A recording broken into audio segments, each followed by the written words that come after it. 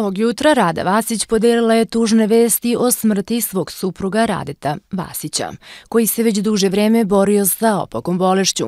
Majka reality učesnice Ane Nikolić, takođe bivša reality učesnica Rada Vasić, na društvenoj mreži Facebook ovog jutra podelila je tužne vesti iz njenog doma. Potom se javio i muškarac koji je bio pored nje te izjavio: tačno je da je Rade preminuo. Ne znamo još uvek šta je uzrok smrti. Treba da odemo u bolnicu. Šta da vam kažem? Naime, ona je svoje prijatelje obavestila da je preminuo njen suprug Rade, koji se već duže vreme borio sa opakom bolešću. Vasići imaju nekoliko dece. Dvoje je poznato javnosti kao učesnici, a potom i učesnice reality programa. Naime, Mika i Giba Vasić su promenili pol i postali Ana i Ivana Nikolić. Ana Nikolić se trenutno nalazi u reality programu. Prisjetimo se, svojevremeno supruga Radeta Vasića, Rada, takođe je bila teško bolesna, a ona je jednom prilikom pričala o zdravstvenom stanju svog supruga.